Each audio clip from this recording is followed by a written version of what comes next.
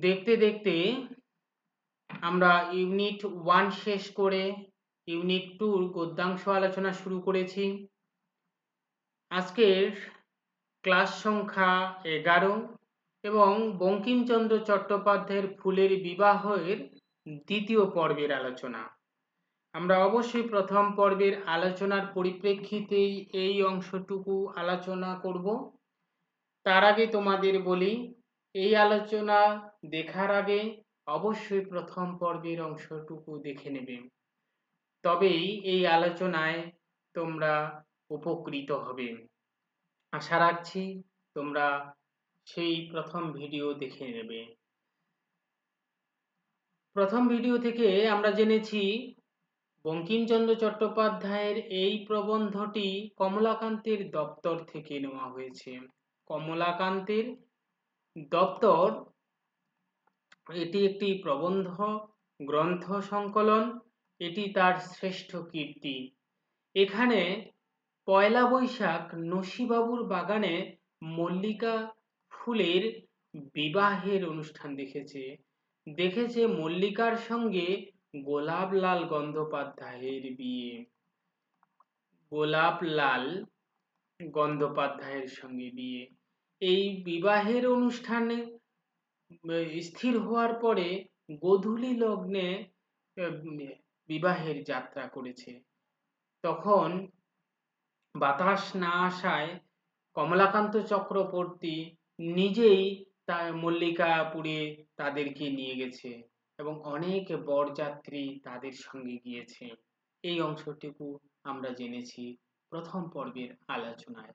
দ্বিতীয় পর্বে দেখি, সেখানে দেখিলাম কন্যাকুল সকল ভগিনী আহ্লাদে ঘোমটা খুলিয়া মুখ ফুটাইয়া পরিমল ছুটাইয়া সুখের হাসি হাসিতেছে।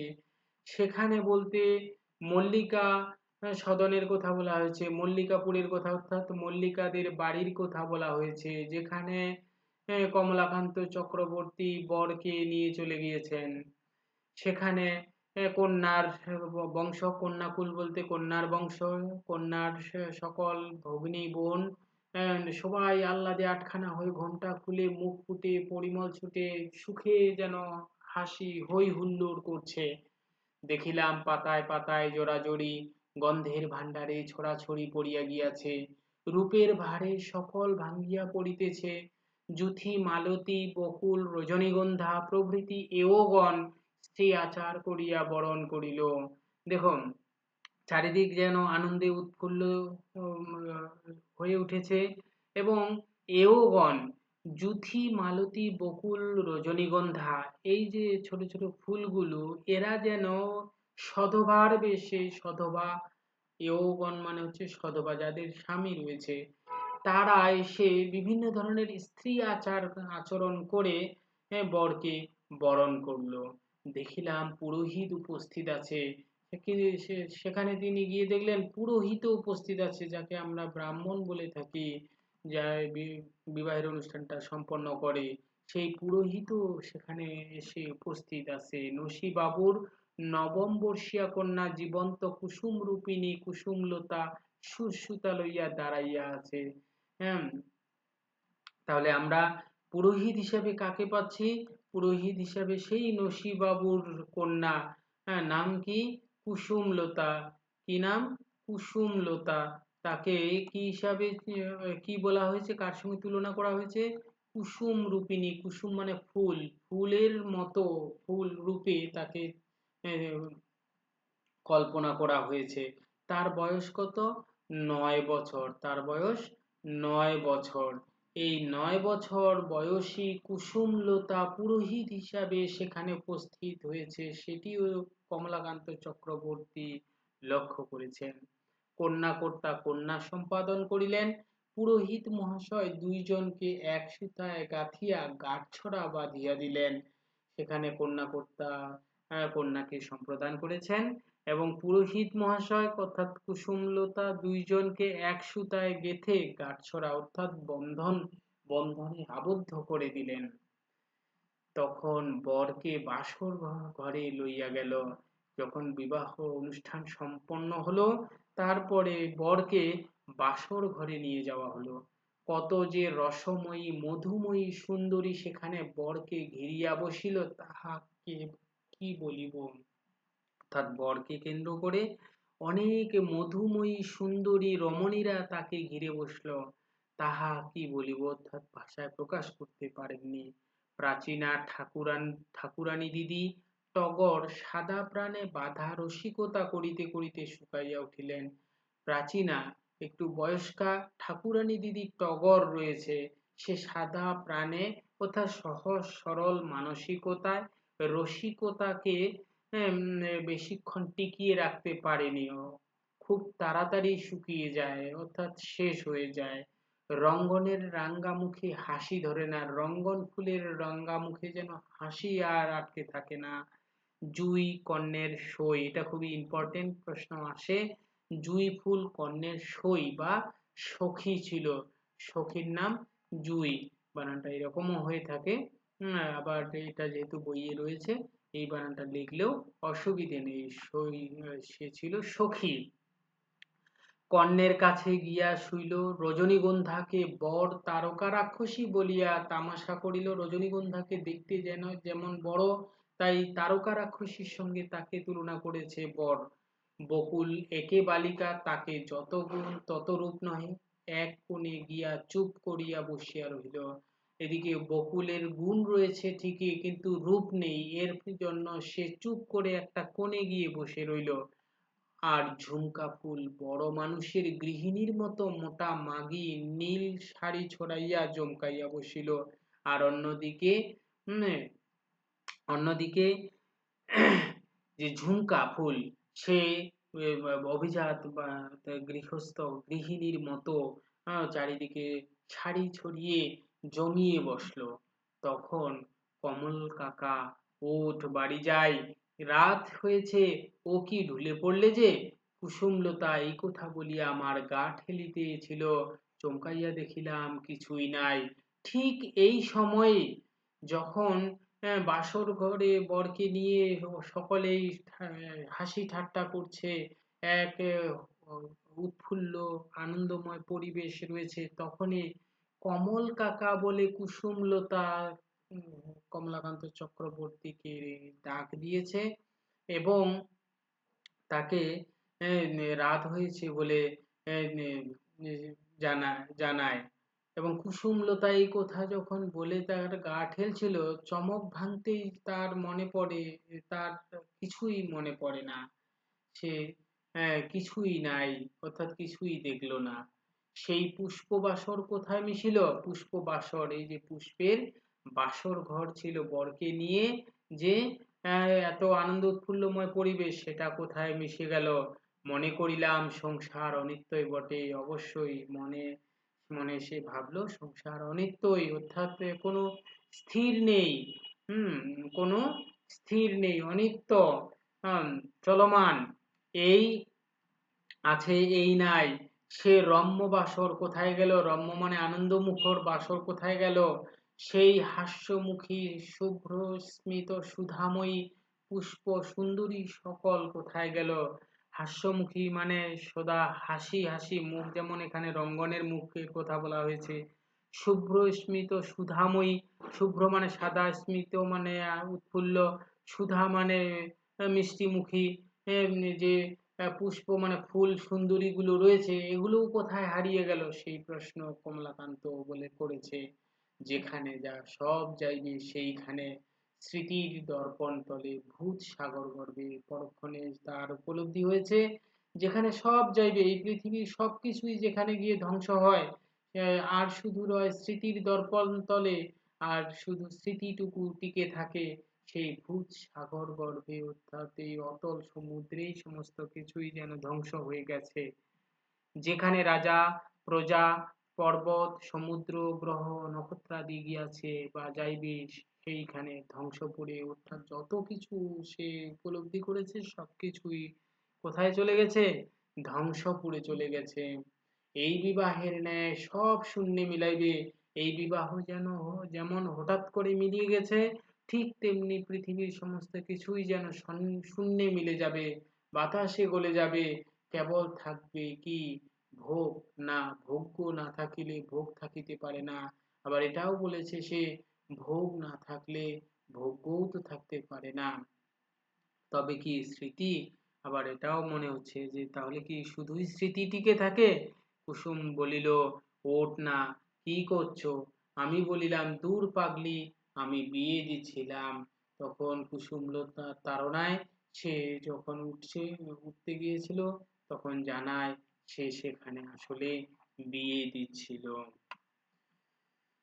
কুসুম ঘেঁষে এসে হেসে হেসে কাছে দাঁড়াইয়া আদর করিয়া জিজ্ঞাসা করিল, কার বিয়ে কাকা? আমি বলিলাম, ফুলের বিয়ে। ওহ, পোড়া কপাল ফুলের! আমি বলি কি, আমিও যে এই ফুলের বিয়ে দিয়েছি। কই, এই যে মালা গাঁথিয়াছি, দেখিলাম সেই মালায় আমার বরকন্যা রহিয়াছে। যে মালা কুসুমলতা গেঁথেছে, সেই মালায় কমলাকান্ত চক্রবর্তীর বরকন্যা রয়েছে। এখানে বর বলতে গোলাপের কথা বলা হয়েছে, অর্থাৎ গোলাপ ফুলও সেখানে রয়েছে, এবং কন্যা বলতে মল্লিকার কথাও বলা হয়েছে। এই আমার বরকন্যা হলো গোলাপ এবং মল্লিকা। তাহলে আমরা যে দুই ক্লাস অনুসারে ফুলের বিবাহ পাঠ্যাংশটি আলোচনা করলাম, তাতে এক কথায় জানা গেল মল্লিকা এবং গোলাপলাল গঙ্গোপাধ্যায়ের বিয়ের কথা বঙ্কিমচন্দ্র চট্টোপাধ্যায় এখানে বলেছে। আসলে এই ফুলের বিবাহের আড়ালে বাঙালি সমাজের বৈবাহিক অনুষ্ঠানের বাস্তবতাকে খুব সূক্ষ্মভাবে তুলে ধরেছেন। সেই কথাই তিনি আসলে পরোক্ষভাবে আমাদের জানাতে চেয়েছে। পাঠবোধ অংশ থেকে আমরা তার একটা হিংস পাবো। দেখো, পাঠবোধ, যথার্থ ব্যঙ্গ রচনার আড়ালে থাকে সমাজবোধ। অবশ্যই যথার্থ যে ব্যঙ্গ রচনাগুলো লেখে সাহিত্যিকরা, তার আড়ালে সমাজবোধ থাকে, অর্থাৎ সমাজেরই কথা থাকে। বাংলা সাহিত্যে বিশেষ করে হাস্যরসাত্মক নাটক ও প্রহসনে এই ধারাটি প্রকট। বিশেষ করে বাংলা সাহিত্যে হাস্যরসাত্মক যে নাটক প্রহসনগুলো লেখা হয়, সেখানে এই ধারাবাহিকতাটা রয়েছে। নাটক বলতে সংলাপে লেখা যে গদ্য, নাটক প্রহসন, এটি একটি নাটকে, কিন্তু সেখানে ব্যঙ্গ বিদ্রুপে সমাজের বিকৃত রূপগুলোকে তুলে ধরা হয়ে থাকে। আমরা মধুসূদনের বঙ্গভাষা আলোচনা করতে গিয়ে বলেছি, একই কি বলে সভ্যতা এবং বুড়ো শালিকের ঘাড়েরও তার রচনা দুটি প্রহসন, সেখানে ব্যঙ্গ বিদ্রুপ করে সমাজকে সমাজের বিকৃতকে তুলে ধরা হয়েছে। বাংলা লঘু রসাত্মক নিবন্ধ সাহিত্যের ধারাটিও ঈর্ষণীয়। বলছে লঘু রসাত্মক মানে হালকা চালে যেসব নিবন্ধ প্রবন্ধ লেখা হয়, একেবারে হালের বাংলা সাহিত্যে এই ধারাটি সংক্ষেপিত তথা বিবর্তিত রূপটি রম্য রচনা হিসেবে স্বীকৃত।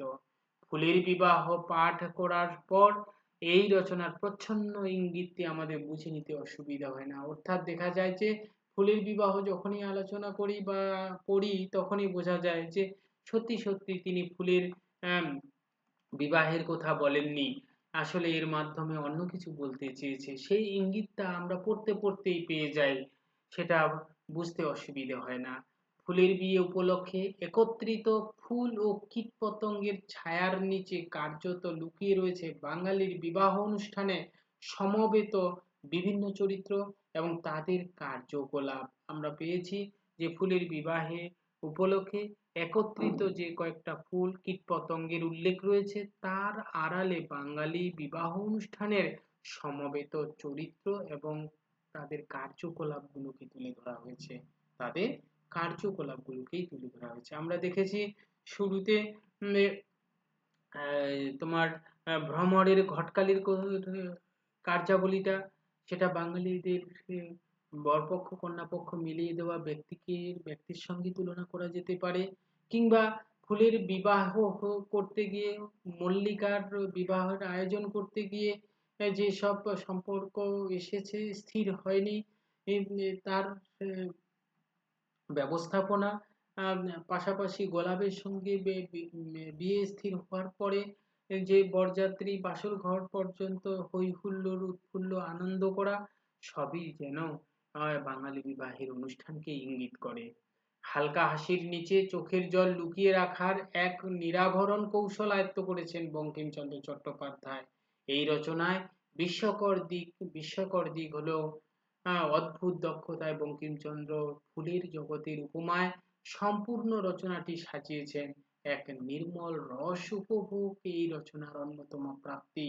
অর্থাৎ এই আলোচনার পরিপ্রেক্ষিতে বঙ্কিমচন্দ্র চট্টোপাধ্যায়ের যে একটি সমাজ মনস্কতা লুকিয়ে রয়েছে, অর্থাৎ সমাজকে সে সূক্ষ্মভাবে পর্যবেক্ষণ করেছে বলেই কল্পনার মাধ্যমে ফুলের বিবাহের আড়ালে বাঙালি সমাজের কি করেছে, বাঙালি সমাজের এই বৈবাহিক অনুষ্ঠানের প্রসঙ্গগুলোকে নিখুঁতভাবে তুলে ধরেছে। এটা আমরা সহজেই বুঝতে পেরেছি। এর মাধ্যমে আমরা তাহলে সহজেই বুঝতে পারি বঙ্কিমচন্দ্র চট্টোপাধ্যায়ের এক অসাধারণ কল্পনা শক্তি রয়েছে এবং সমাজ মনস্কতার দক্ষতা রয়েছে। সামাজিক দৃষ্টিভঙ্গিকে সে নিখুঁতভাবে তুলে ধরতে পারে। সাহিত্য সম্রাট বঙ্কিমচন্দ্রের অন্যতম আলোচনা কমলাকান্তের দপ্তরের এই প্রবন্ধটি আসলে একটি সমাজেরই দর্পণ। আমরা এই পর্যন্তই আলোচনা করেছি। তোমরা অবশ্যই এই প্রশ্নগুলোকে দেখে নেবে। আলোচনার পরিপ্রেক্ষিতে হয়তো প্রশ্নগুলোর উত্তর তোমরা সহজেই দিতে পারবে। আমি এই ভিডিওতে আলোচনা সেভাবে করছি না। তোমাদের যদি আলোচনার প্রয়োজন হয় পরবর্তী ভিডিওতে নিয়ে আসবো আলোচনা, এবং নোটসও পেয়ে যাবে ডেসক্রিপশন বক্সে দেওয়া লিঙ্কে গিয়ে ক্লিক করলে। এখানে ঠিক একইভাবে গুরুত্বপূর্ণ একটি প্রশ্ন রয়েছে, ফুলের বিবাহ অবলম্বনে বঙ্কিমচন্দ্র চট্টোপাধ্যায়ের সমাজ মনস্কতার পরিচয় দাও। এতক্ষণ ধরে যে আলোচনা করেছি সেই আলোচনার পরিপ্রেক্ষিতে উত্তর দেওয়ার চেষ্টা করবে। যদি স্ট্যান্ডার্ড মান সম্পন্ন নোটসের প্রয়োজন হয় ডেসক্রিপশন বক্সে দেওয়া লিঙ্কে গিয়ে ক্লিক করবে এবং ওয়েবসাইটে গিয়ে ঘুরে আসবে। আশা করি তোমাদের ভালো লাগবে। তোমরা যদি এই আলোচনায় সমৃদ্ধ হয়ে থাকো অবশ্যই লাইক, কমেন্ট, শেয়ার করে আমাকে উদ্বুদ্ধ করবে এবং চ্যানেলটিকে সাবস্ক্রাইব করে পাশে রাখবে। যদি কোনো পরামর্শ থেকে থাকে তাহলে অবশ্যই কমেন্ট বক্সে লিখে জানাবে। ধন্যবাদ সবাইকে।